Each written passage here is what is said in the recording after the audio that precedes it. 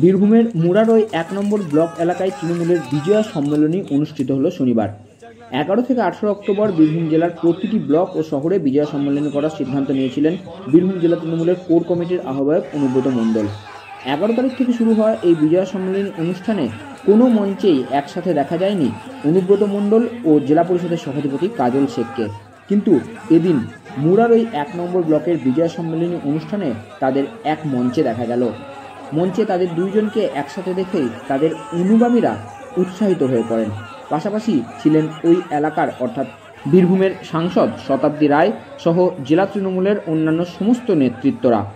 কি জানালেন অনুব্রত মণ্ডল, শুনব। আমার সিউড়ি যেতে হবে ওখানকার ৭টা মিটিংটা ধরার জন্য।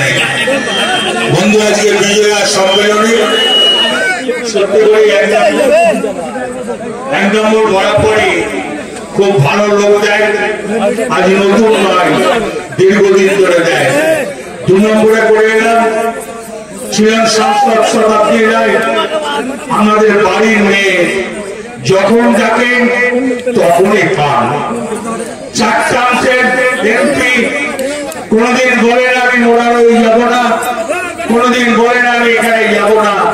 যখনই ডেকেছেন তখনই পেয়েছেন। আজকে আমাদের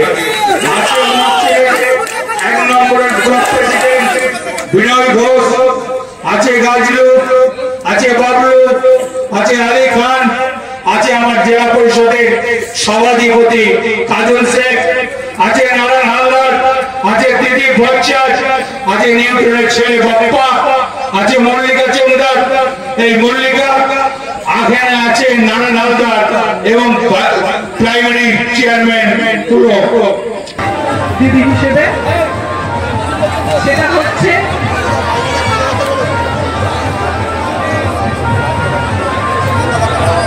বাজনাটা বন্ধ করুন ভাই, সবার কাজ চলছে, বাজনাটা বন্ধ করুন। সবাই চুপ করে থাকবেন। বক্তব্য রাখছেন সাংসদ শতাব্দী।